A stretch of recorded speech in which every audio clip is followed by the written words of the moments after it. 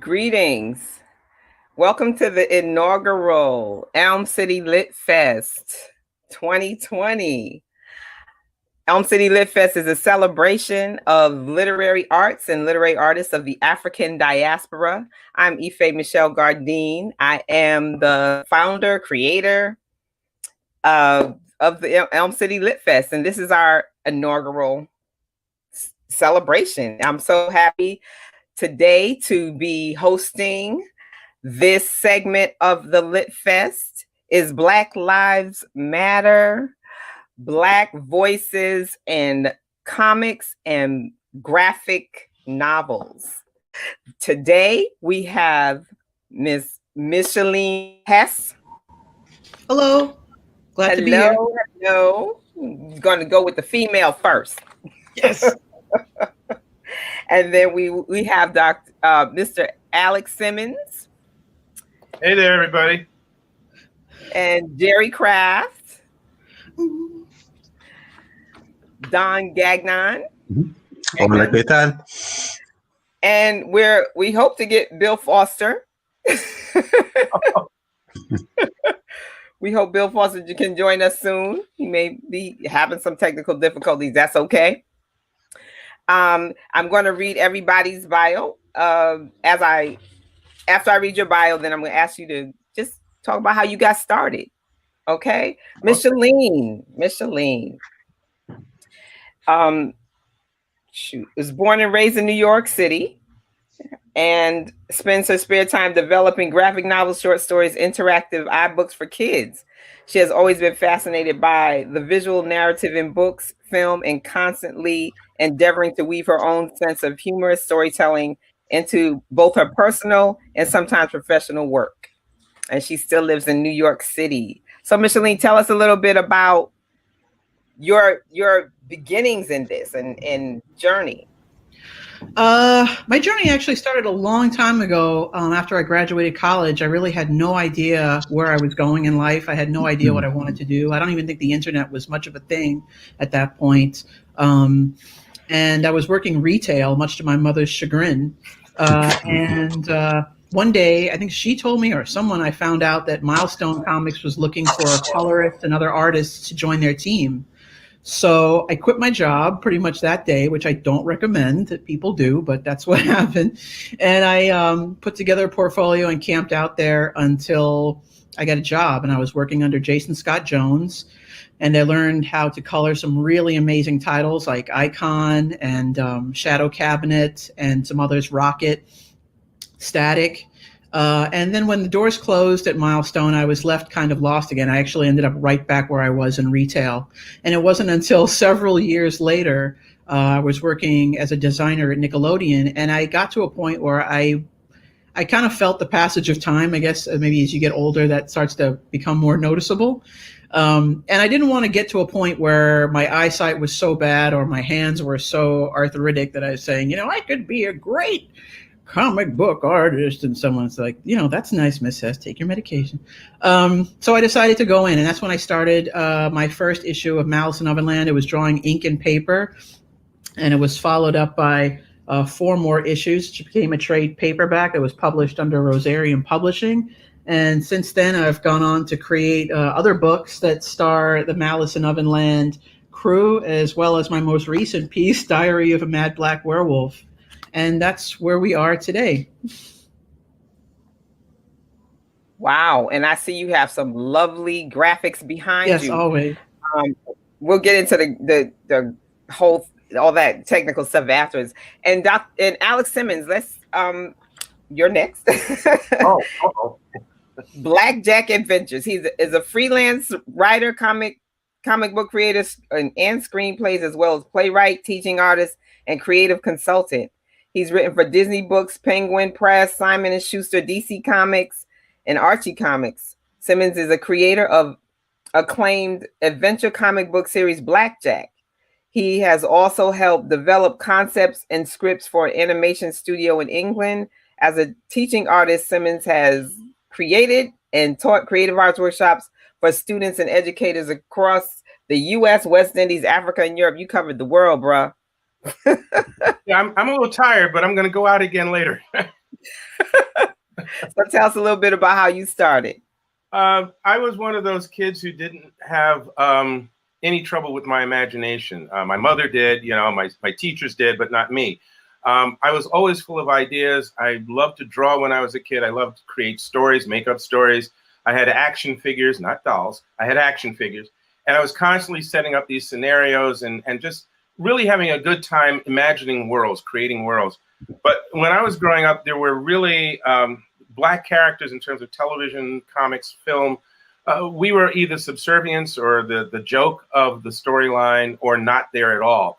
So I can't say that as a young person, I consciously thought about it that way. I just knew that I saw heroic figures. I saw a lot of, fun characters and adventurous things that I wanted to do. And I just said in my head, that's what I want to do. That's what I want to do. As I started, into my teen years and we were going through the civil rights movement and I'm becoming more aware of what Blacks had actually done, I didn't see that as, okay, now I'm angry because I never got to do that. I saw that as, okay, there's a lot of stories that haven't been told from our past that I definitely want to pull forward. I still want to, I still enjoy that heroic figure, the globe trotting or solving mysteries or whatever, but just going to take that and I'm going to meld the two. I'm either going to create Black characters doing some of those things, or I'm going to pursue writing for some of those characters that I grew up reading. So writing Sherlock Holmes play, an original play, was one of the first things I did where I melded those things together. And so I took a Sherlock Holmes story and I melded it with the actual history of a Black actor from the 1800s named Ira Aldridge and his family.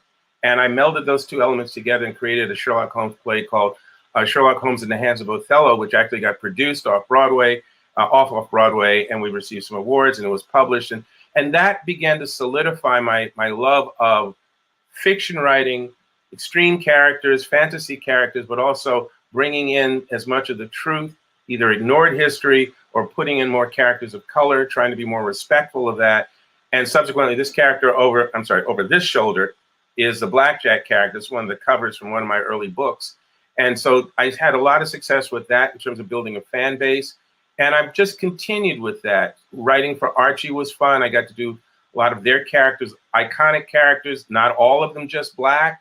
There's a thing about, and I'm going to be quiet in a moment. There's a thing about in the 80s in particular where Black writers and artists were usually hired when a Black character was showing up in a mainstream book or a project. I felt that there was no reason why we shouldn't be able to write anything. As long as we did our homework, as long as we represented ourselves correctly and others correctly, we should be able to write anything. So pursuing writing Batman, which I did, but I brought a Black character into that. I was asked to specifically.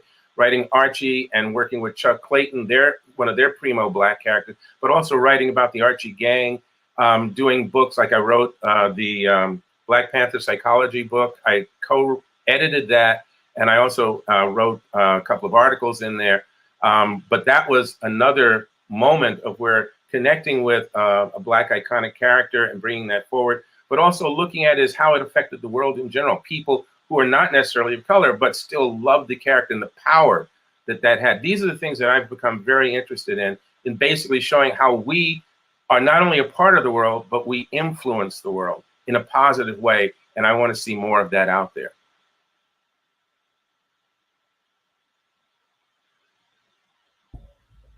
So, man, that sounds like a way out of no way.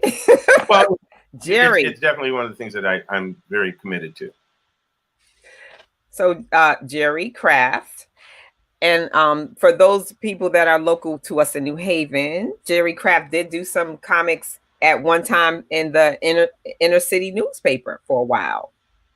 And Jerry Craft is New York Times bestselling Newbery Medal award-winning author and graphic novel New Kid.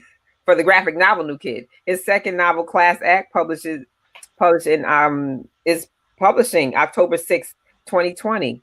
He's also the creator of Mama's Boys. I remember that.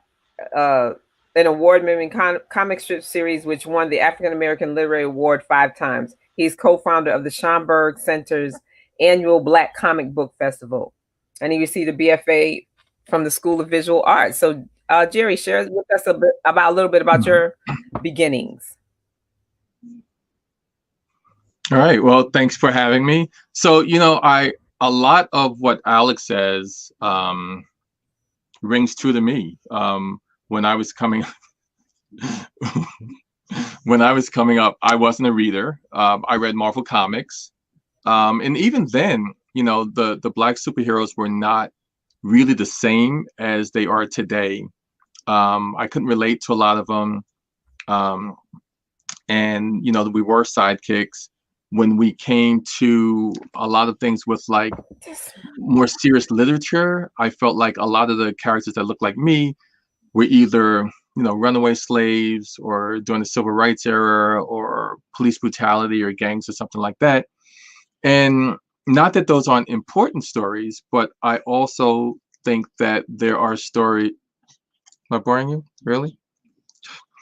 There are stories like even just having someone like a Fat Albert, was really important because, it didn't matter what race, nationality, male, female, everyone my age watched Fat Albert and talked about it on Monday morning at school.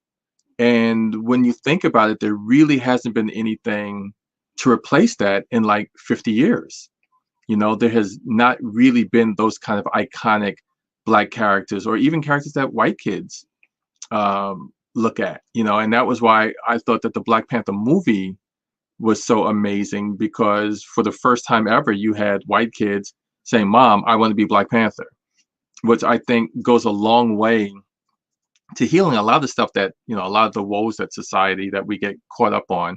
So my goal was always to kind of make these iconic black characters that I hope would cross over, that would really help and benefit African American kids, but would also be kind of like a bridge, where they could really look at us as those books as mirrors.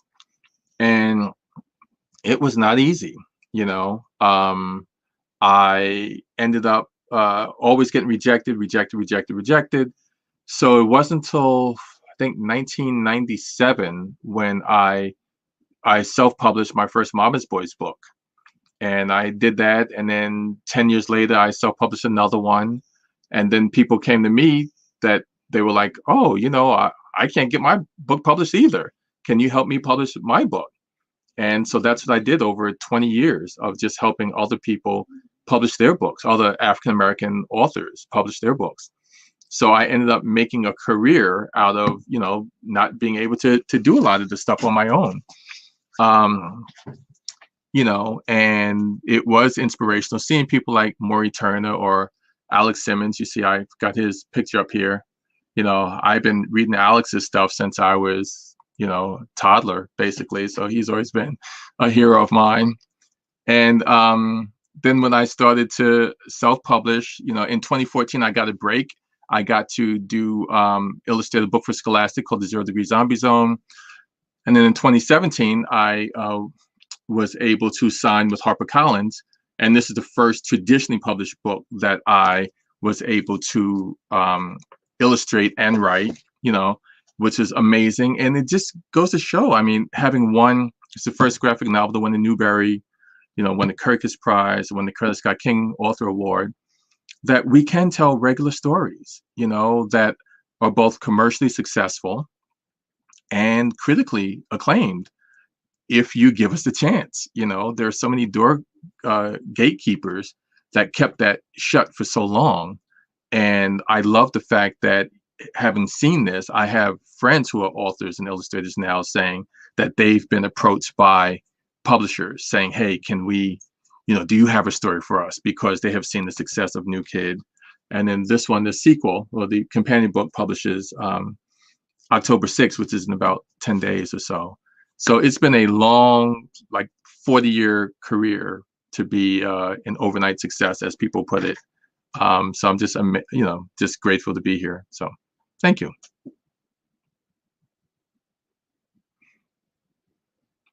Gagnon. Oops. Let's hear. You're up next, and you have a dual appointment as a professor of English and professor of theater arts at Western Connecticut. Mm-hmm. Originally from Boston, you have a BA in journalism and MA in writing and PhD in English, all in Florida. Winner of the Provost Award for outstanding teaching at his university. His specialties include African American and Latinx literatures, as well as LGBTQ lit and drama. He comes to this discussion by way of his childhood interest in comics and his adulthood discovery of graphic novels and interest in Afrofuturism that blew up as the Black Panther movie opened, and was delighted to have Bill Foster invite him to become a part of this as a part of a group including authorities from the Schomburg Center and Black Culture. Oh, so you and Bill have collaborated a few times, I see. Yes, we have a couple of times already, and delightfully so. So I was very, very pleased to be invited here, especially since this is a case of which one of these is not like the other, right? Here with these esteemed insiders and respected creators, I'm the one who comes to the material from the outside, and part of how I view my position as a professor of literature, of course, is to bring literature to students in ways that they can then just take it and bring it into their lives, and therefore bring it into the world, so that the literature does what literature does do, and that is to expand understanding, and we hope, of course, expand empathy. So yeah, so I'm delighted to be here. In terms of, the introduction, I come to these things as a lot of people do, I think, with a childhood interest in comics, though in a very small, very white town in New Hampshire after Boston, where my nickname was the unoriginal, but I suppose appropriate, Puerto Rico. Meant that Black Lightning perhaps was, rather than Black Panther, was my introduction to heroes of color in any significant way. The fact that Black Lightning showed up in somewhat Bowdlerized form as Black Vulcan, short pants and everything, on the Super Friends cartoon on Saturday morning, made him loom even larger. And to this day, I've actually retained my entire original run collection of Black Lightning, though I sold off my five first printing first issues of the Teenage Mutant Ninja Turtles. Which should say something about how I responded to Jefferson Pierce, and also why I did not need to take out any student loans in college. But from there, my interest expanded as the number of non-white characters, especially in Marvel Comics, though I didn't have much access to Marvel where I grew up. So the ones that started to catch my eye were Captain Marvel, the Monica Rambeau Captain Marvel, of course. I don't know if it was that fabulous hair or whether it was her shiny costume, but something drew me to her. Luke Cage, from when he first showed up in the Defenders. Mel Duncan, of course, the very model of corporate marginalization at DC. Cyborg, of course, because I came of age as the new Teen Titans were making a splash at DC. And if you promise not to make any inappropriate noises, Vibe, from that short-lived version of the Justice League, before he and his accent were sent to a timely death, though I was glad to see that he made a comeback, of course, in the current TV series of The Flash as a cool character rather than as a humiliating one. However, regarding mature Black novels, if collections of Magruder's Boondocks don't actually count as graphic novels, I suppose it was Matt Johnson's Incognegro that really drew me to the form, because as we were chatting about earlier, Ife, I started to realize very quickly how many additional options there were for expanding a student's understanding of narrative and narrative storytelling when you have the visuals as well as simply the text, right, or the standard written text, and that's really where my interest started to develop there, and became, again, part of my mission, not only to explore new ways to tell stories, or the way that these authors were telling stories, but especially to kind of broaden an understanding of what counts as literature, further ways to deconstruct the canon from the canon that we have come to know, that is, of course, the kind of cis heteropatriarchal Europeanized understanding of what makes good literature. And I think graphic novels are one of the most student appreciated structures in deconstructing that long-standing model. Okay, and the lit in Lit Fest is for literacy. And one of the reasons I wanted to do this panel and have this discussion is because traditionally in the African American community, literacy has been a topic that something that we really need to get on stay on top of, and in this time of like, since cell phones have been out and everybody's texting and they got text language and things like that. I know when Jerry, when your first book came out, I forgot the name of the book, but I bought that book actually, and I forgot the name of it, for a lot of young men that I knew, to get them on to gaining their literacy. So I want to know, for you all, for teaching or as you throughout your careers, how has your writing or your books, how have they affected or what have you seen? How have you seen them affect young people? And I'll start with Micheline again, if that makes sense. What's interesting is initially, when I first, one of the other comics I put out with was a comic called the Anansi Kids Club and the All Saints Day Adventure, which takes place in the West Indies in the Isle of St. Vincent, where my mother grew up. And it was funny to notice that it was often adults at conventions who saw it first. And they were like, oh, this is this. And, oh, I recognize that. And why are you talking about breadfruit? And they hand it to the kid. And the kid's like, what's this? And so in the back of that comic, there's a little simple glossary that explains some of the different terms and some of the different fruits and vegetables and places on the island. And there's also a bit that I put back there, which of course I conveniently can't show right now, but it talks about the history of the sugar mill, because the antagonist in that story she's kind of like a witch character who lives in a converted sugar mill. So it talks about the history of the sugar mill and what part that played, and what enslaved African people had to deal with in terms of the risks and things like that, and why it was built and who built it.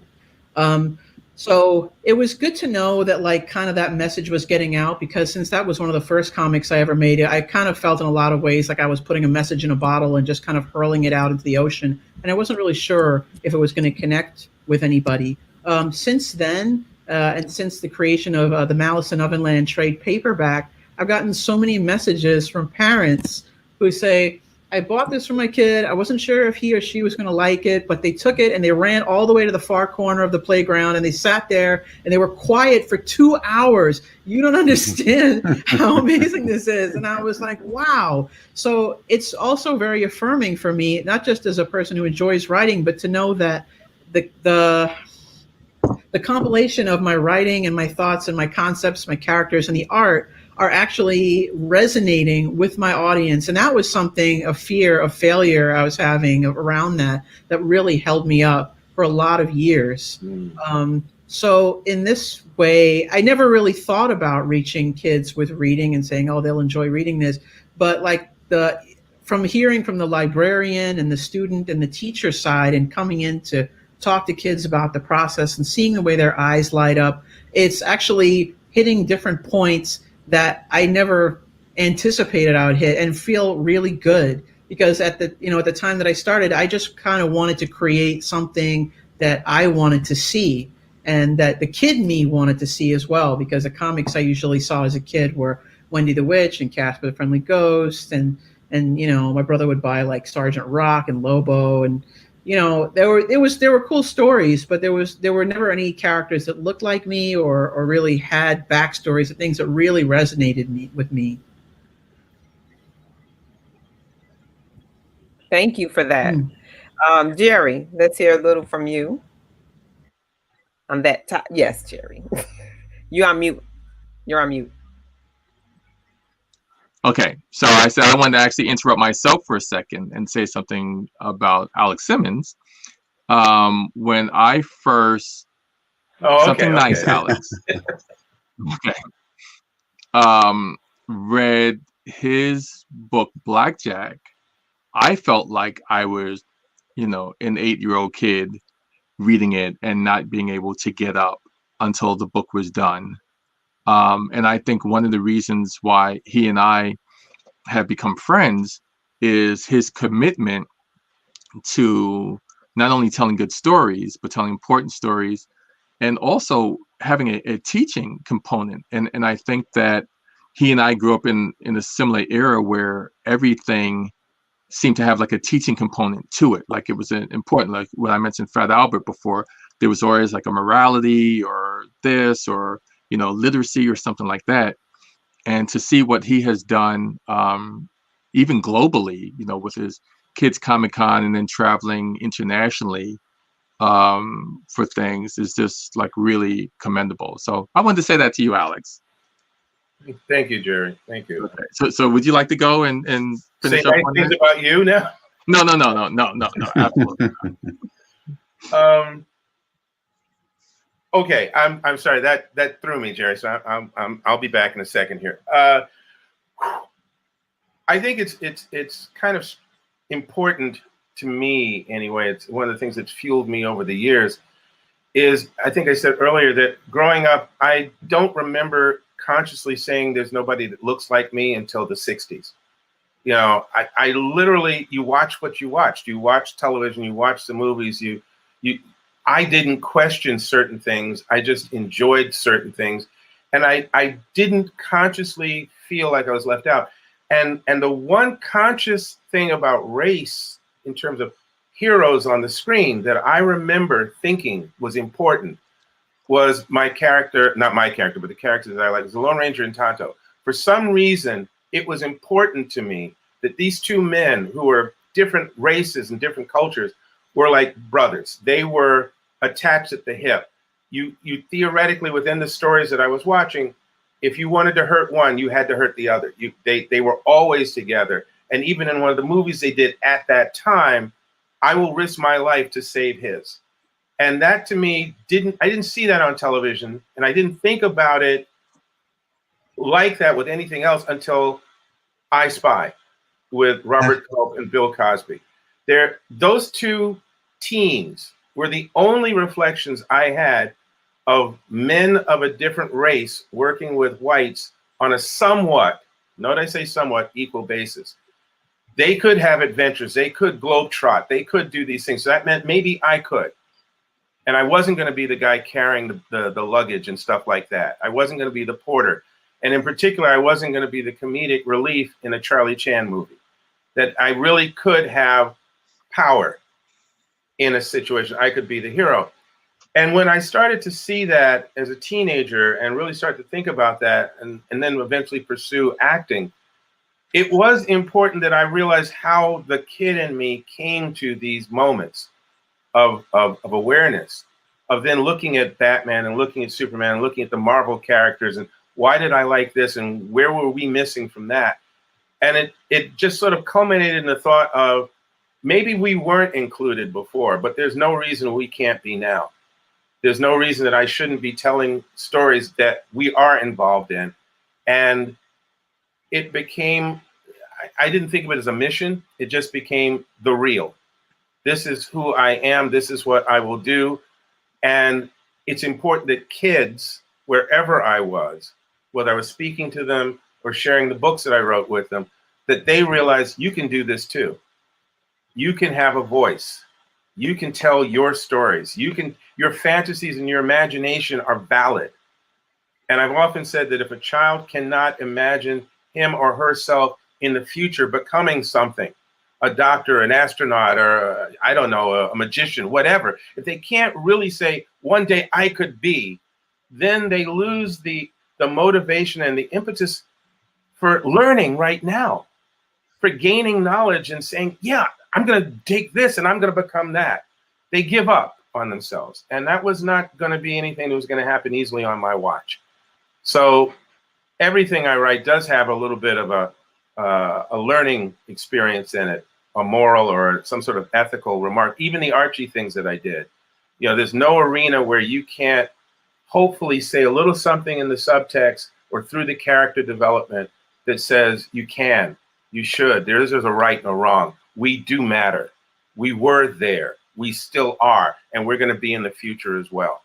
But Alex, like me, did you grow up realizing that, when we're watching movies like Zulu, that we were rooting for the English soldiers, and watching, Custer, that we're rooting for the cavalry and not the first time I had that thought was I was watching, it was a Saturday afternoon. It's on Channel 5 in New York. And I'm watching a Tarzan movie with Johnny Weissmuller. And I'm realizing that the natives who were born and raised in Africa generation after generation were afraid of most of the animals. And I went, that does not make sense. I'm sorry, it's the same town, if you want to look at it that way. It's the same city, it's their environment. Why are they afraid of everything around them, including him? I remember that going, what? And I'm sitting back there watching this movie, and he's on top of an elephant, sending out the call, which I could do at that time. And I'm thinking, wait a minute, how come he can talk to him? And what? And that was it. Now I turned it into a series of what ifs, why, jokes, things like that. But in my mind, I'm going, this makes no kind of sense. And I got to figure this out. And yes, after that, you start looking at, well, wait a minute, you told the Indians they could live peacefully in this place, but then you wiped them out. Why am I cheering when they attacked the wagon? Because you just dissed them completely. You start to ask this question, like, why am I in favor of, there's more to this story. And the last thing I'll say is what I think is particularly disturbing today is Blackjack is a character that the stories take place in 1930s. So a lot of what I do is research the 30s, and a lot of the adventures and things I pull in, and a lot of the actual history I pull in. I lived through the civil rights movement. There was a lot of awareness of what blacks accomplished all through the 60s and 70s and 80s. Okay. It wasn't until 4 weeks ago, that I became aware of the fact, even though I'd been planning to write a Blackjack story for 10 years about the 1936 Olympics and Jesse Owens and the other black man I knew that had been there. It wasn't until 3 weeks ago that I learned that there had been 18 black participants in the 1936 Olympics. 16 men and 2 women.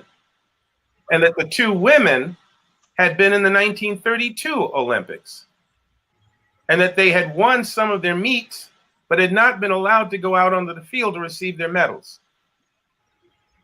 And I'm saying to myself, and I consider myself reasonably intelligent, I've done research. I lived through the awareness era of the 60s and 70s. There's the internet, there's all this stuff. How could I not have known? And then when you read, I bought the book that speaks of this. I have the documentary that speaks of this, which is, if I can reach it before we're over, I'll send you guys the information. I think it's Olympic Dreams, American Prejudice. I think that's the title of the book. And it's written by a sister named Travis Thrasher is one. Trying to remember the name of the other author. Oh, please don't do this to me. Anyway, I'll pull it together. But the bottom line is the book and the documentary specifically state how during that time we had black newspapers commenting on the fact that there were blacks in trying out for the Olympics, and then the blacks actually made it. And I'm thinking, where's all that chronicle? How can I be in 2020 and not have known this before that? So it becomes even more important that we put these images out, that we reevaluate how we look at things. And again, I just unashamedly say, I don't come from anger 90% of the time, but I understand what's wrong is wrong. And so my energy goes into what can I do to change that? And, that's one of the problems that I have is that, now I've appreciated every accolade that I've received, but when people talk about what a special book New Kid is, and how different it is, I thank them, but I say, at the same time, it's sad that in 2020, it's seen as groundbreaking. It's literally, an African-American boy from Washington Heights going to a private school. And it should be the norm by now. There should be 50-50 books like that, you know, of just us, you know, here we are going to private school, here we are going here we are doing this, here we are doing that. And again, I appreciate it, but, you know, like when, again, I wasn't a reader, my kids were readers, but you don't realize what it's like to watch them reading, you know, starting with, say, a Captain Underpants, you know, and then they pretend they're Captain Underpants, and they pretend that they're Wimpy Kid, and they pretend that they're this. Just like, you know, back in the day, my thing was like, you know, I grew up with Partridge Family and Brady Bunch, and that was what we thought teen life was like. You know? I was Leave It to Beaver. Right. What do I do with that? Right. So it is such a thing that even now, you know, you don't see a lot of white families buying Black books. If they do, they're more the, you know, the historical, like here you should read about Martin Luther King, which is amazing and it's great. But look at what the Black Panther movie did for adults. You know, we were the ones dressing up, you know, going to see the movie. Like, we just lost our minds because even 30 years old, 40, 50, 60, it's like, oh my goodness, we have never seen anything like this. So it was more than a movie. It was just this extravaganza. And I throw something back to, you know, Micheline, I'm sorry, I was having trouble reading the small print there. One of the things that I think is wonderful about what you've accomplished is, again, I came up in an era where the old movies, the 40s and 50s movies that I was watching in the 60s, were telling me that women basically, you know, kitchen, clean the house, that sort of thing. Barbara Brandon Croft, you know, she was a cartoonist in this, I think it was the 70s, 80s. Barbara, forgive me if I'm wrong on that. But there were Black female cartoonists in the 40s, but you don't hear about them. You know, you didn't know about that. And then in terms of television and films, you were victims. Women were victims constantly to be rescued until something happened in the late 60s, early 70s, and you got a little bit of this, a little bit of that. And I mean, in terms of a Black female hero on TV, get Christy Love. Yeah. That's one of the, you know, I mean, it was actually, it was kind of a pivotal moment when I begged my mother to take me to see Hollywood Shuffle.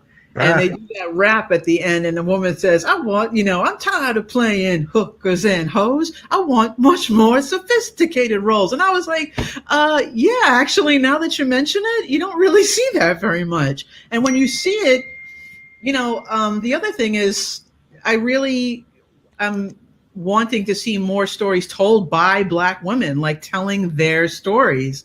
And I was really glad that I came in touch with Regine Sawyer, because she's done so much work. Monster, yes, she's great. All together. She never says, she's a never say die kind of person. She's a fighter, and she's always trying to get, as well as Deidre Holman, getting women, you know, seen and getting them under the spotlight. And people are like, oh, you drew this? And it's like, yes, I did. You know, it's Afua, you know, Ashley, yeah, all of them. You need yes. just now to step up.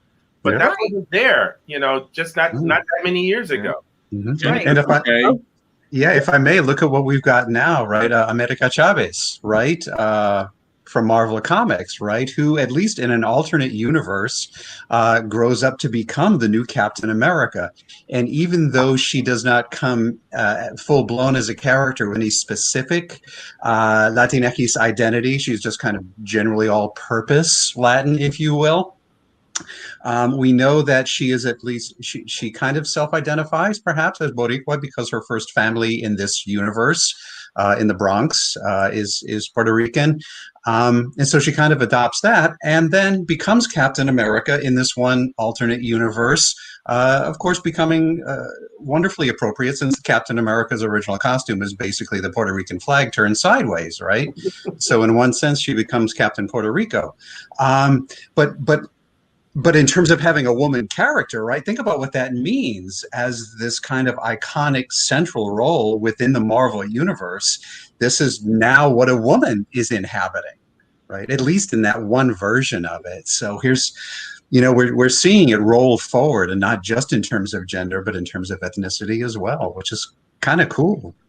And Don, I was going to ask you, as a academic, and you see like young people coming through all the time, and you mentioned that you use incognito, I believe, as a less like how how do these young people respond to literature in a different way when you present? Thank you.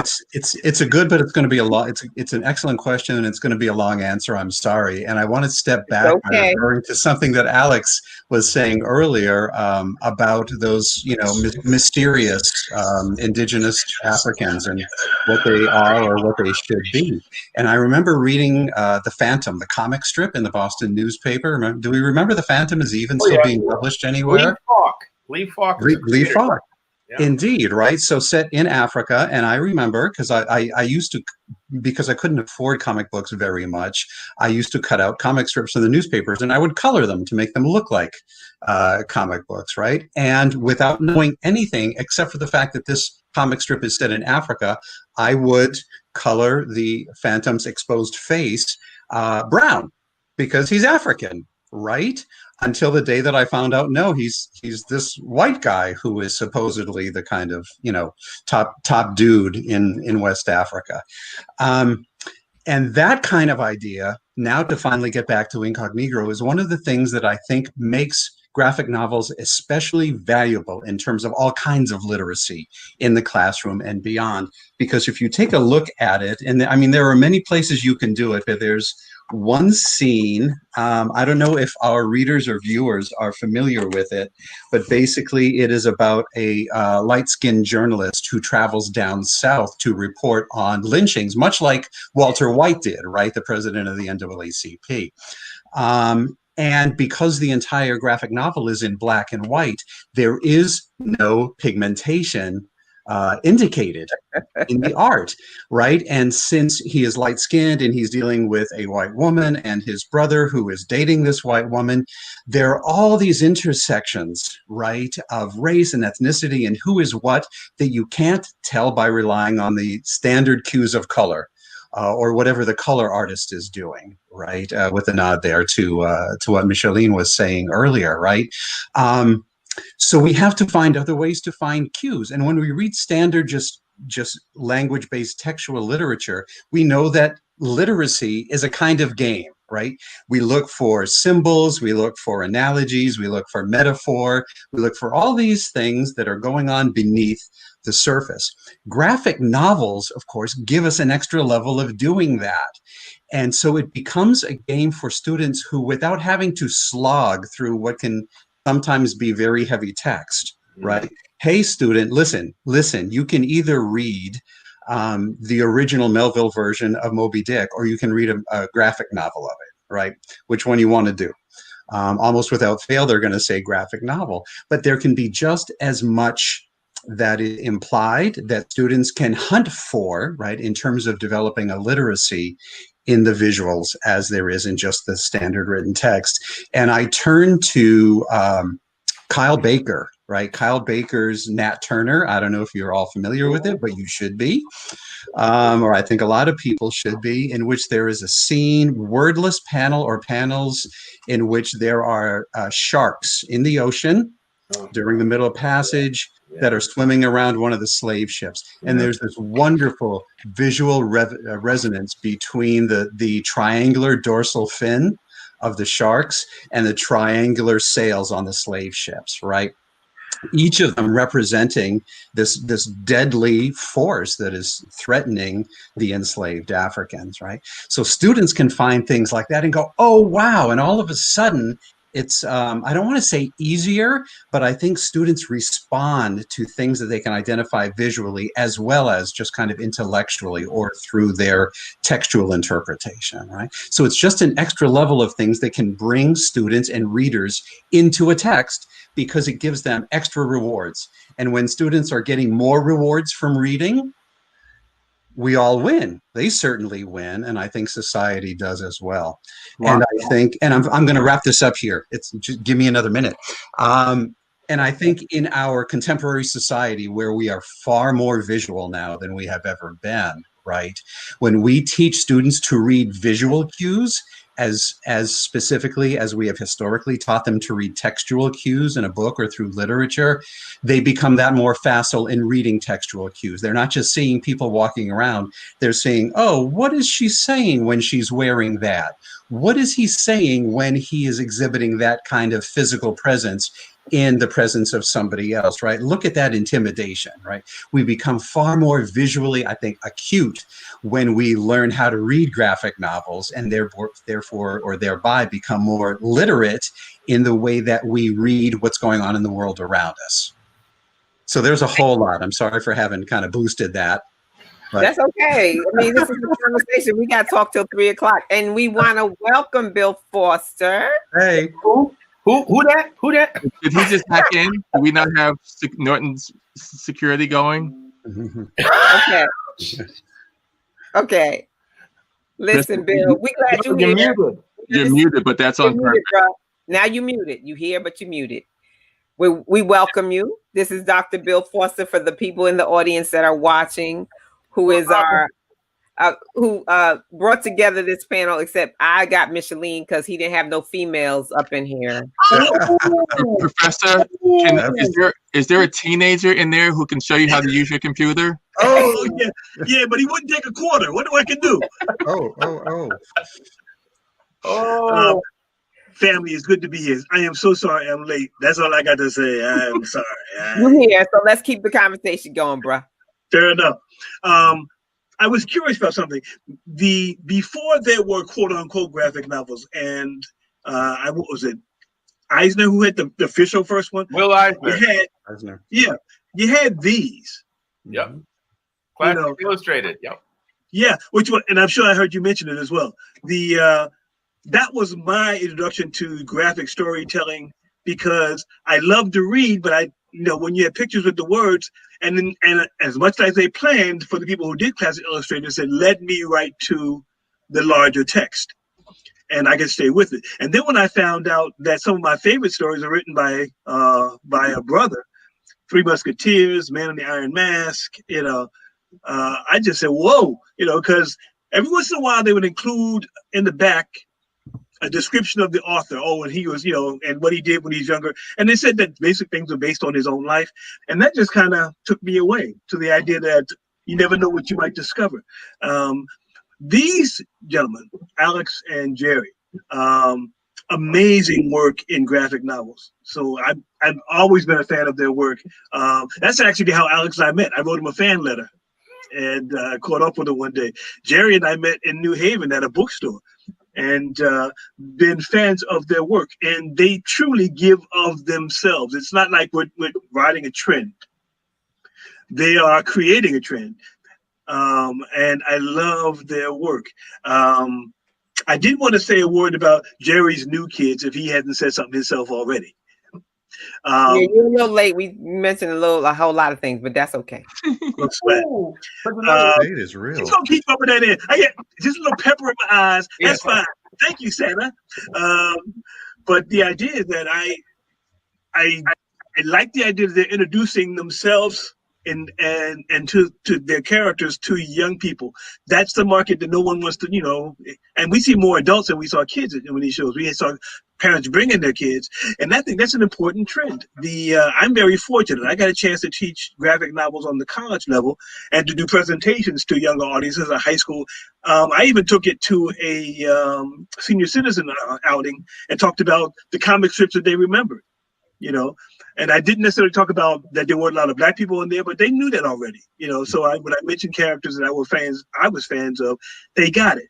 Okay, it gives us a crossover that maybe education sometimes can't reach. But I think the personal touch absolutely does it. Okay, I'm sorry I missed your Don. I'm sorry I missed you talking about the Phantom, because I think we could have a lot of fun now. We'll have it later. Okay, let's do it. I'd like to ask Micheline though about talk to us a little bit about her books. Please. Because you got a few of them, sis. So let's give us a little outline. You're muted. My bad. The most recent one, no, it's not the most recent one, but the one that I started with in earnest was Malice in Ovenland, and it stars a young girl in Queens who's kind of feeling down because all of her friends are off doing cool stuff for the summer, and her mom has her doing chores and things like that. And through doing this huge list of chores while she's in the kitchen, she loses an earring in the oven, and she ends up noticing when she opens the door that it's actually a tunnel, and it sucks her in and down to this subterranean world that's populated by creatures that have built their entire evolution, their economy, everything off the greasy drippings and dribblings that have been coming down through the stove whenever her mom is cooking things. And so because her mother has changed to eating things that are a little more nutritious and steaming and different ways of cooking, their grease supply is kind of dwindling. It's running out. And they're actually very hostile to her upon her first entering the world. So like that's her about to clean the stove. And I like putting like little details, like she's got a steel wool holster and she's wearing a Lara Croft outfit, Kraftt. So she's kind of through trying to escape and get back to her apartment, she's finding out that she's making friends. She's learning to rely on her own sense of wit and wonder. And there's really no superpowers there. I wanted to create a character that was just very average, and the kids could kind of look at it and say, hey, you know, that's me. Like I could be that. I don't necessarily want kids crawling into ovens, of course. But kind of seeing themselves in the fantasy and in the adventure. I took a lot of things from my love of Saturday cartoons and my PlayStation 1 video game obsession and all kinds of stuff. I wanted it to be a very almost in the vein of Studio Ghibli, where children are dealing with serious things, but no one ever really is getting, of course, that's with the exclusion of Graveyard of the Fireflies, sorry about that, are having adventures, and they're being tested, and they're having to kind of rely on themselves. Diary of a Mad Black Werewolf is actually taken from the prompt word list from last year's Inktober, where they released 31 days of prompt words, and every day you make a drawing and you post it that relates to that particular word. So I took all 31 words and strung them all together into what is essentially a love letter to Black rage, and is a response to my feelings about things like police brutality, Karens who can't mind their damn business and want to escalate situations that are really not there and call the cops and endanger Black children and endanger Black men and Black women. All of these different things. Seneca Village from Central Park, I touch on that. And it's a way of kind of not only moving away from the child-friendly, like, hey, kids. I wanted to do something that was more graphic and much more violent. And it was, my favorite time of the year. It's October and Halloween, and monsters and werewolves are my favorite movie monster. And so I wanted to merge the two things. And it's a clan of women who live in New York City, and they're werewolves, and they go out. And one of the functions they serve is tracking down and hunting and killing and eating, literally consuming racist white people who attempt to harm Black people and brown people in various ways.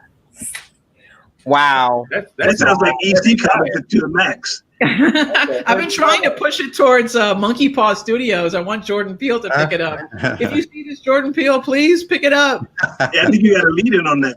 That was one of the things that I enjoyed about EC Comics, is that where there were critics always talking about, oh, this is horrible for kids, this is anti-Christian, this is not going to, anti-American.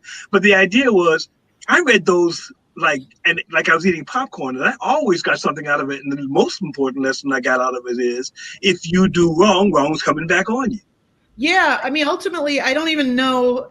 It's something I don't know if I would necessarily direct it towards younger kids, because it can be quite visceral, both literally and figuratively. There's quite a bit of gore and slimy chunks in there and things. Slimy chunks.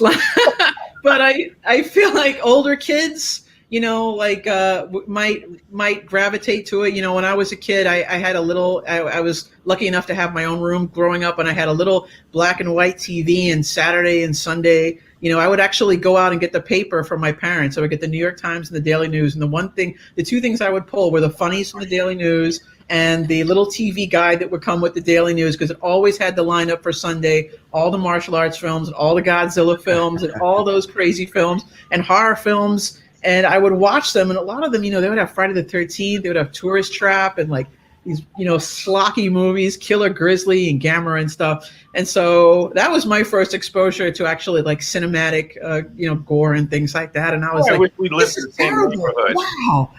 Yeah. You sound like a ton of fun.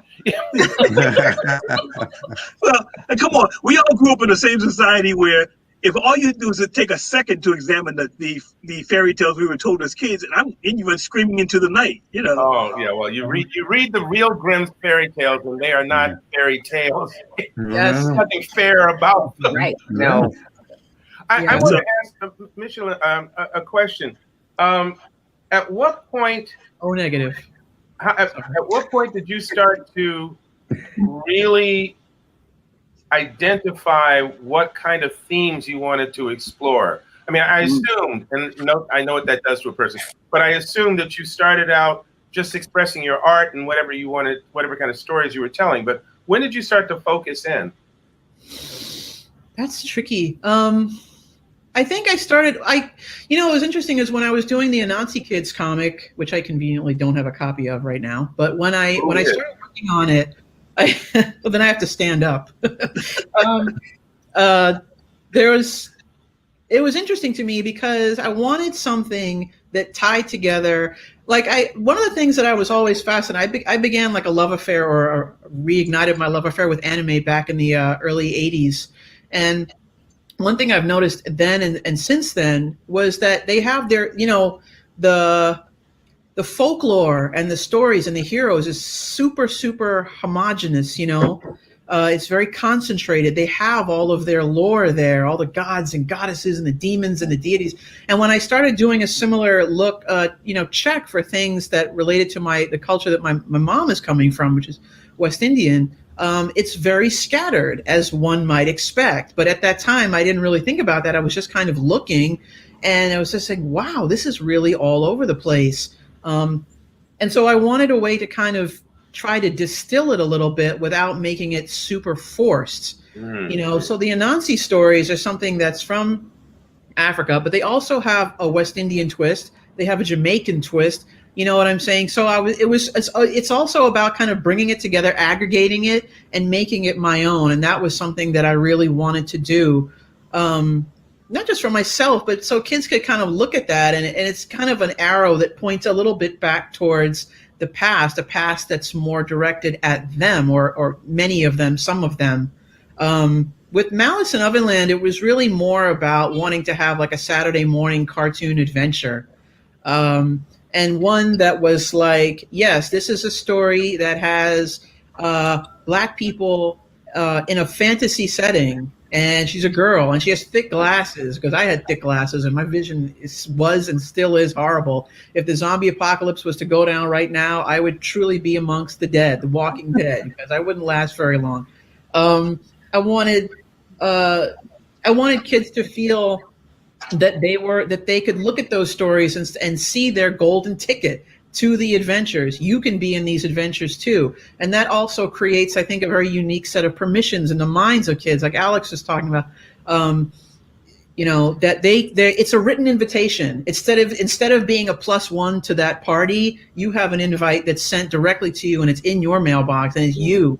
And I want you to be there and see that there are Black and brown girls and boys who can write your own stories and adventures, and you can actually start thinking like that. You can be a part of those things, whether it's werewolves or ghosts, Jumbie, or an adventure of your own creation. I wanted to spark that desire and that awareness in kids. I also wanted to add to that, because you were just talking about, again, the kids seeing themselves. I remember seeing one of the Star Wars films. It was the one with Lando Calrissian in it. And I remember thinking, so one of us made it to the future. Wow. One. Yeah. And I mean, one. Yeah. When you look at like Tales of Ritzy, it makes us feel so much better. Yeah. But so that effect was years later. I did two things. One, there's a science fiction book that I still haven't finished the trilogy that I was working on, I was writing. And that has a whole bunch of different folks, backgrounds, Black, Latino, male, female, gay, straight, in it.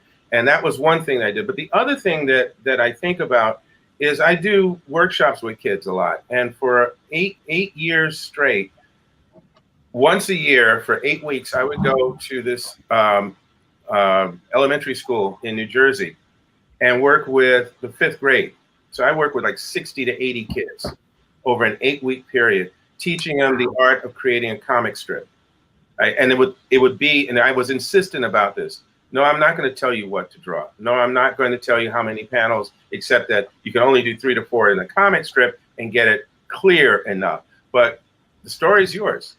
And I would help them develop their own stories. Now, these are predominantly Black kids in this school. And so the first 2 or 3 years of doing this, again, back the same time every year for 8 weeks, the culminating event, bring the family. Families barely came the first few times. It's like, I ain't going out at night. So the kids are there. Somebody drops them off. They get to celebrate what they accomplished, but the family isn't there to do that. But over the first 3 or 4 years, we cultivated the families. Get your butt in here.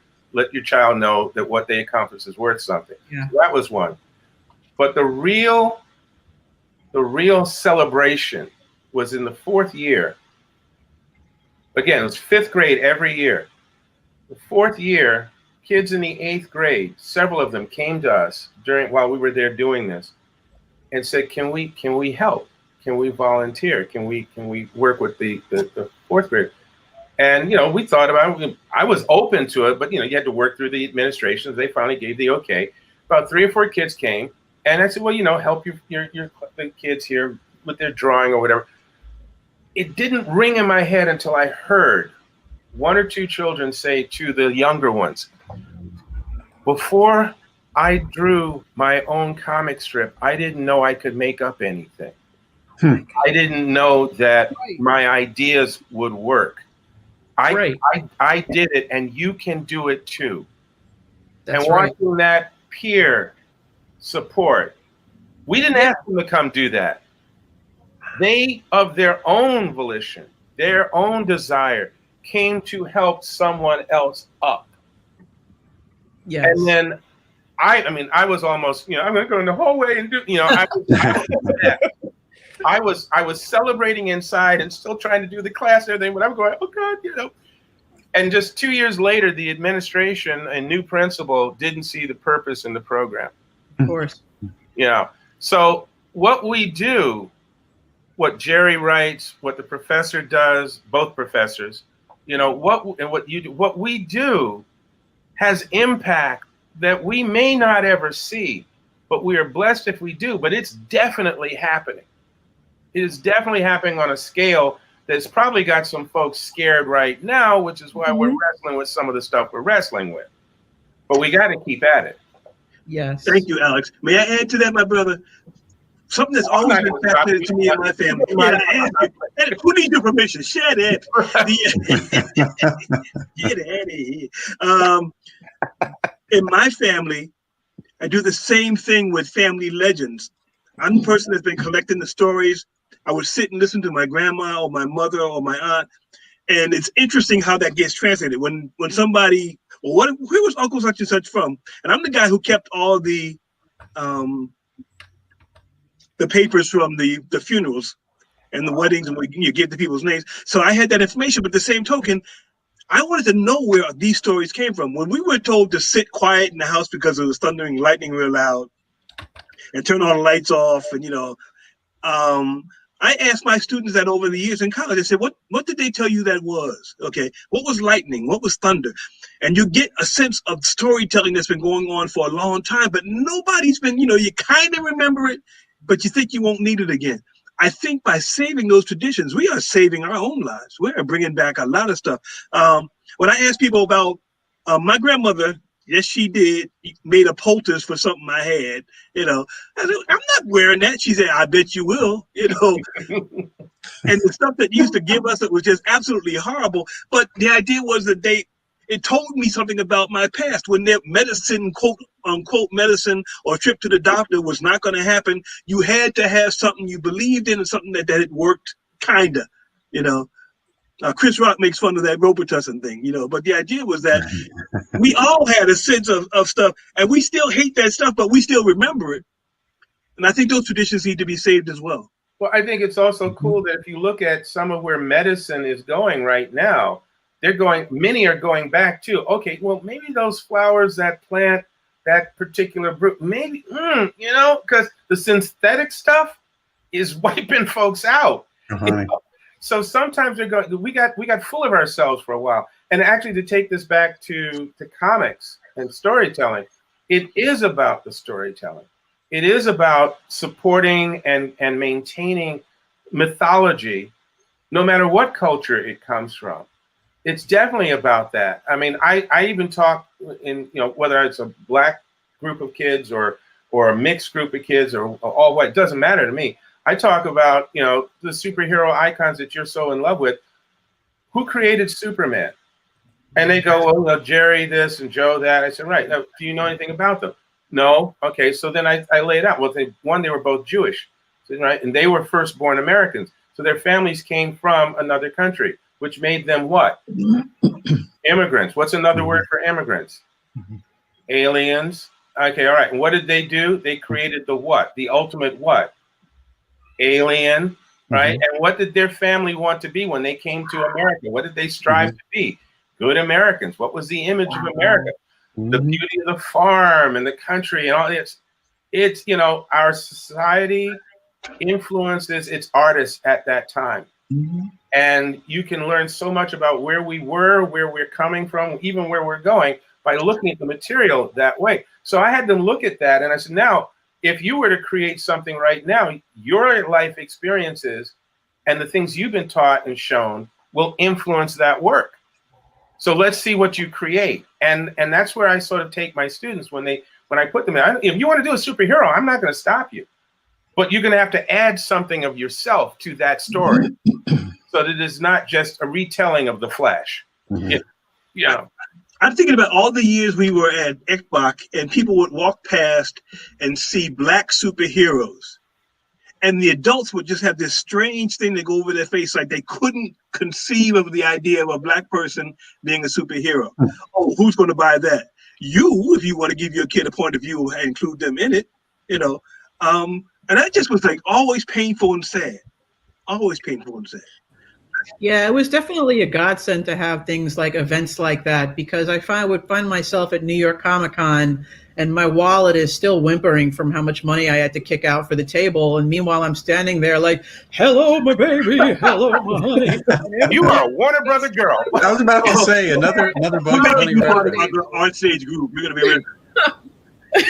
So, yeah, I'm so glad that there are events that do that really try to focus on and bring awareness to. And you see the parents come and they're experiencing for the first time with their kids a lot of times. And I really love that, especially like the Schomburg event and things. But by the way, ECBAC, for folks listening, is the East Coast Black Age of Comics Convention.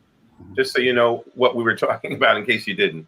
Look it up online. One reason why when I co-founded the Schomburg Black Comic Fest with Deirdre Holman and John Jennings and Jonathan Gales was to not only teach the authors and artists that the better we all do collectively, the better we do individually, and to kind of like not think of it in terms of being competitive, but was also to teach the fans what it's like to be a fan and how important it is to support.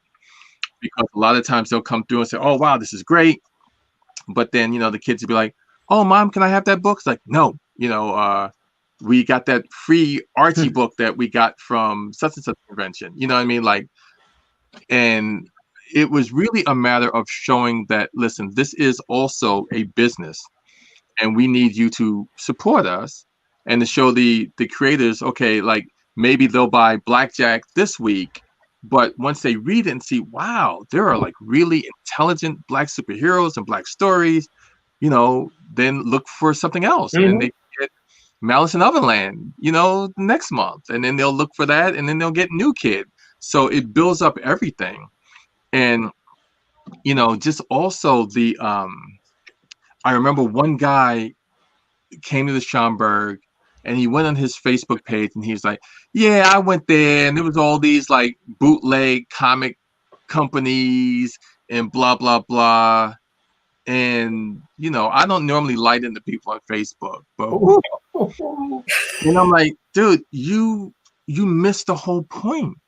You know, not everything is Marvel or DC, you know, and sometimes those things get changed and written by people that have no idea who we really are. But when you come and support these indies, you know, this is right out of the head of Micheline Hess. This is not me saying this. This is not, you know, when I was doing New Kids saying, oh, well, you know, maybe the young kid should be in a gang, or, you know, he should be doing drugs or that kind of thing, you know. And no father or mother. Yeah, right.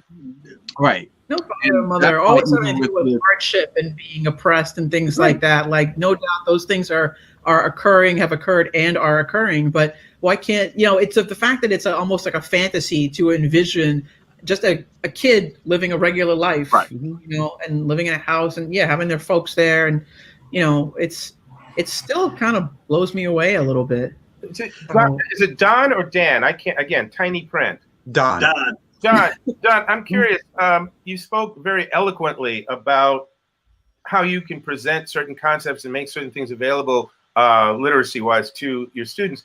What's the feedback from the students what feedback from students that, you know, sticks with you or you remember or stands out? I remember one in particular, a student, and he was an especially good student, though I'd like to think that others also have their own kind of personal revelations. But then when we read, again, Incognito at first, early in the semester when he saw it on the syllabus, being a serious English major, he scoffed. Like, what is Gagnon trying to do to us here? You know, is he trying to devalue the syllabus or devalue our study of literature by having us read a comic? And at the end of the semester, he came up and he said, you know, I found new ways to read by reading that. And this was a white student, and it was Incognito. So in addition to some other related comments about a kind of developing awareness of some African-American history, what struck me most was the fact that this, and I don't want to say arrogantly because he wasn't an arrogant person, but I think I think he found that there are always new ways to learn. Right, which kind of goes back then to some of what Jerry and Micheline have been saying about when, you know, people come up and they're like, you know, that's just bootleg stuff. That's not the real stuff. It's not DC or Marvel. It's like, listen, y'all got a lot to learn. DC and Marvel are where they are because they know how to make money, perhaps better than we have been able to do for ourselves, right? But that doesn't mean that they can necessarily tell stories better. No, they got some really good marketing departments. Yeah. You know, Deep pockets. And deep pockets, absolutely right. So I don't know if I've responded in the direction you're looking at, Alex, but I think basically the fact that his eyes were open to the fact that there were not just new things to learn in terms of content, but new ways to learn via the graphic novel. I think it's important for people like us who care to listen to the kids, to listen to the audience, especially. It's not about being a talking head. You know, for me in particular, I actually consider it a skill to shut up and listen, to try and really hear what my students are saying. I teach screenwriting as a freelance gig. I teach screenwriting at the New York Film Academy. And the best benefit of that is the students come from all over the world. And even with COVID, you know, we're doing it virtually. So I'm talking to people who live in Mexico, Japan, you know, European countries, China, Russia, and listening to the stories they're trying to tell, listening to the experiences they have informs me. And then being able to share stories of people, you know, in particular people of color, but being able to share stories and discuss these things and really hear those conversations opens up lines of communication. And as you were saying, Don, awareness, suddenly realizing, oh, there is something more to learn. And I think that's one of the benefits of the time period we're in, even though, you know, there seems to be a wide, thick wall of ignorance that we have to deal with. I think there's even more people finding doors through or climbing over or walking around that because they know, I'm sorry, this isn't all there is. Right. You know, you've been snowing me. I got to find out for myself. Mm-hmm. And I think we need to be in a position to show. Mm-hmm. Not only just to represent, but to teach, to show, to entertain, and to inform. I think that's our position. You know, as long as I'm breathing, that's certainly my position. When I stop breathing, it's going to be less fun. But I think for those of us, encourage people to find their own way of getting into that as well. I had a white student who wrote his own ashcan comic book. The name of it was Wigger. And he's a white student, and he was afraid to show to anybody. I said, "Wait a minute, what's the story about?" He said, "This is what my white friends call me because I hang out with my black friends too." And he had, doesn't take a lot. No, really, that's the whole vocabulary in one sentence. Wow. And I had I said, school days. And he felt comfortable enough to bring that to me in class and say, "What do you think of this as a project?" I said, "I read it. You told a story about somebody who's trying to survive when he's getting pressure from somebody else about not being with somebody else." Okay. First rule in this class is that we all have a stake in this, whether people think they do or not. So you obviously trusted me enough to share it. Thank you. That was kicked to me by you, Don. Thank you, man. A pleasure. Yeah, I mean, it really did. You know, Alex, you're speaking about listening to our students, and that's exactly why I then started injecting other graphic novels into other classes, because what that student said, what that student brought to our conversation as student and teacher, was the fact that this is something that is valuable from a student's point of view, rather than from the point of view of traditional pedagogy. So there it is. And in fact, I want to say something. Just last week in my African-American theater course, we finished discussing a play called Red Velvet, which is about Ira Aldridge. Yeah. I saw the production when it was here in New York, and I met the actor. There you go, right, at St. Anne's, right? That production. Yeah, it's quite a play and quite a story. And so I'm thinking, and I was not aware of that graphic novel about Ira Aldridge, Sherlock Holmes. I'm sorry, was that yours or was that yours, Jerry? Yeah, I'll actually, I'll make your life miserable. I'll send you a copy. I have a copy, a document. I'll send you the document. Please do. In a sense, that kind of thing, if you will, validates a lot of what students are interested in, right? Because if it exists in pop culture as opposed to simply literary culture, then that means, it has gotten a certain kind of approval from people that aren't just our professors, from the ones up there in the ivory towers, right? This stuff lives in pop culture. So, okay, I'll give it a shot. So, yeah. So thank you for that direction. It's absolutely amazing when you hear, like, I've had so many Dr. Phil moments. I had a teacher come over, like literally with tears in her eyes, saying that she gave a copy of a book, one of my books, to a kid who literally read it and started crying, like sobbing, because he had never seen himself in a book before. And when you just see, at either the Schomburg or Alex's Kids Comic Con, or these kids just like with their eyes wide open, getting autographs and seeing books and taking them home, or like Micheline said, getting her book and running in the corner of a crowded room and sitting down to start reading it. It's just, that's why we do what we do. I'll be honest, I had tears in my eyes the first time I saw Vibe also, but probably not for the same kind of valid reason. I'm noticing the indication of the clock watching, and I'm just wondering, should we shut up and let you do? Yeah. Okay. So I'm going to be quiet now and polite. And I had a cough. No, you don't have to be quiet. We have a few more minutes. This is very enriching conversation. Keep going. Oh, okay. I didn't want to, be a problem. You can see we can talk. Yeah. We can definitely do that. I'm going to just filibuster and take up the last 10 minutes with random thoughts.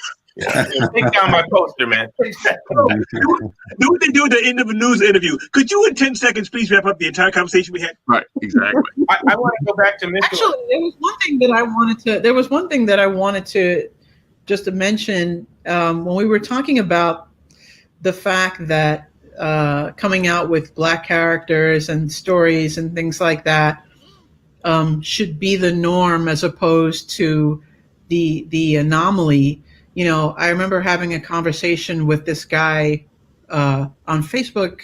He was posting, I was commenting, and he was like, well, you know, they do it. You know, Blade was a good character, and I'm like, Blade was like a while ago, and it wasn't necessarily something that could be considered suitable for younger children. But not only that, is the kind of backlash that you see still, like that's almost in a weird way become the norm. When you see that there's like a black character, another black character in Star Wars, when you see that they've taken a character and made that character into a darker skinned character, the uproar you get from folks who at the same time have like, you know, language coaching apps on their phone where they're learning Klingon or Elvish. And it's like, what's your problem? This is a person who's from your planet, you know?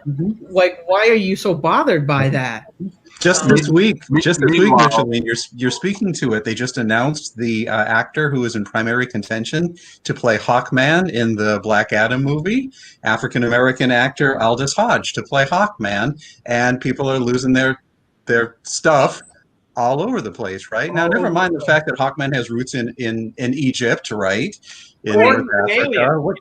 Whichever origin you want to lock in on. Exactly. Because we still fight with people to prove that Egypt is part of Africa. Well, there you go. There you go. It is? But meanwhile, they'll do like The Last Samurai starring Tom Cruise. Thank you. Or was it the Great Wall one with Matt Damon and yes, of course. Kill Bill? So in Kill Bill, she can pick up a sword and literally kill every single ninja, shogun, like trained since they were in utero. You know what I mean? Everyone else just by herself. Here's mine, and it has nothing to do with black folks, but I grew up watching some of the Charlie Chan movies, right? And there was a period in the 30s and 40s where it was extremely popular. It's played by Warner Orland, Sidney Toler, Roland Winters, J. Carrol Nash, and Peter Ustinov. None of those. Peter Ustinov in 1970. Yeah, in all on YouTube as well. None of those people are Chinese. And so that whole time period, I'm looking at that, I'm going, it's never been played by a Chinese actor. Well, I found out I was wrong. That back in the early 30s, they did a movie, which you didn't know until the last 10 minutes was based on a Charlie Chan novel, where Charlie Chan shows up for like 2 minutes, and he's Chinese. He's actually a Chinese actor. But he had very few lines and very little to do with the story that we watched, which was abysmal. So, I mean, when you look at that, and then you look in the comics, and I know that when I started Blackjack, there was a lot of black characters starting to come forward, but there was also some Native American comics that were happening. That disappeared. And just prior to that, there were a lot of Hispanic characters starting to pop up. There was the White Tiger, there was El Diablo, there was a couple of others. That disappeared for a while. So it really becomes about creating material that says we, which is, there's no I in we are all here. And so when we tell stories, we tend to include people of color. Yeah. And then someone will say, well, if I've done books with white characters, I've even written Sherlock Holmes. People say, well, how could you write Tarzan or Sherlock Holmes? And, well, usually with my computer or pen and paper. And they look, but I said, but what? but what? For decades, whites were writing stories about other ethnicities, religions, genders. What's the diff? Especially when you see how Charlie Chan is with black characters in those movies, it's like, wow, the hierarchy is made very clear. Very much so, because even his children could be played by Chinese actors. Yeah, but not Charlie. What were they thinking about? And they still have more agency than the black characers too. Yeah, they did give Mantan Moreland some work. Yeah. And he's so thankful for that. I'm sorry. Go ahead. Try again. How old are you guys? I warned you. Hey, for those of us who grew up with talkies, can we talk about something a little bit more contemporary? We don't have time. There you go. That's right. That's time. Power. Listen. I want to say this, we have to continue this conversation. We have a bi-weekly podcast that I'm going to invite everyone back to so we can continue the conversation on our podcast. Okay. Sure. I want to express much gratitude to Bill Foster for contacting the men.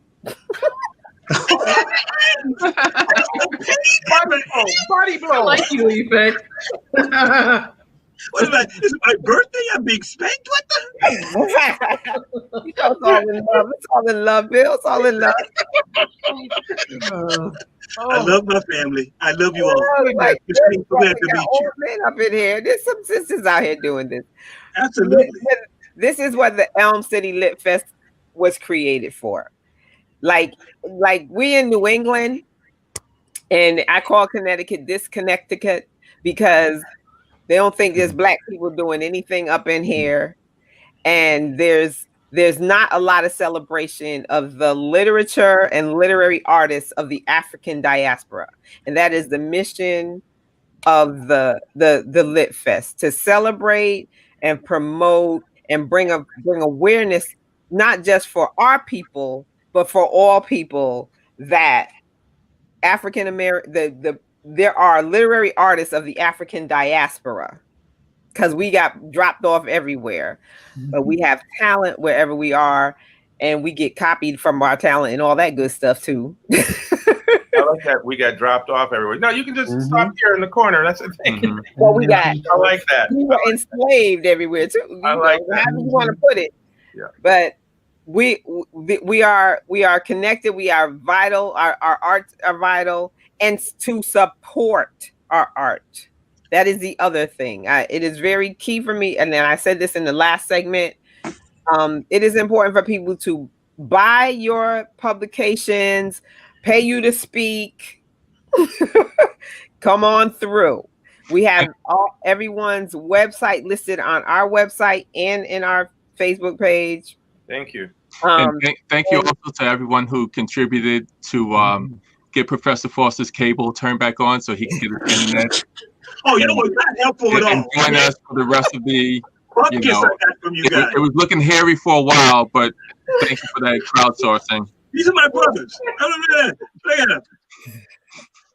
It's all in love. Much gratitude to you. I feel like I have a new set of friends here. You do. And they won't go home either. We'll be in touch. It's a good thing I have no food, because y'all. Oh my God. It's okay. We can take a plate home. We know that relative there. I ain't got no food. Thank you for having us. We have to log out now. We have our next event happening, and I really appreciate you all making this a wonderful segment. It has been very enlightening, and we'll be in touch soon. Thank you. Thank you. all. Bye, everybody. Thank you. Bye. Thank you, everyone. Hasta luego.